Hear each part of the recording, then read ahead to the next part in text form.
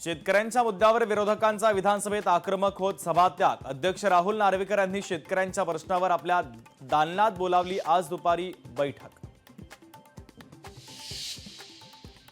महसूल खात्याकडील प्रलंबित प्रकरणांचा 90 दिवसांमध्ये निकाल लावण्याच्या दृष्टीने लवकरच नवा कायदा केला जाणार। सभागृहामध्ये चंद्रशेखर बावनकुळेंची मोठी घोषणा। गोव्यातील नाईट क्लबमधील अग्नितांडव प्रकरणी क्लबचे मालक लुथरा बंधूंना थायलंडमधून घेतलं ताब्यात। लुथरा बंधूंना भारतात आणण्याची कायदेशीर प्रक्रिया सुरू। सोयाबीन आणि कापसाला हमीभाव का मिळत नाही सवाल उपस्थित करत विजय वडेट्टीवारांनी सरकारला धरलं धारेवर। विरोधकांची सभागृहात घोषणाबाजी।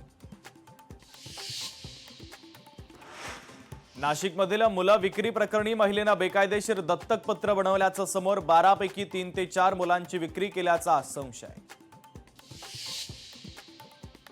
कोकणातल्या हापूस आंब्याचं जीआय मानांकन काढण्याचा डाव म्हणत वलसाड आंब्याबाबत सभागृहामध्ये मुद्दा उपस्थित करत भास्कर जाधव यांचा सरकारवर हल्लाबोल।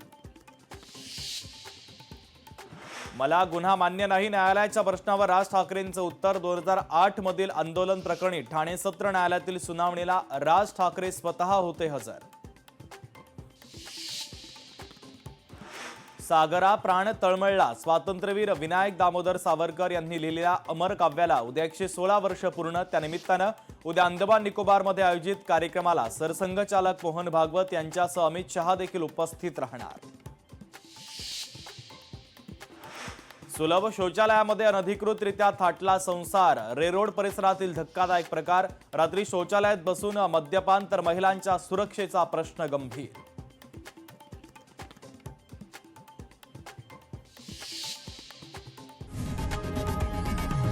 लोकशाही मराठी ऐका, पहा, जागरूक रहा।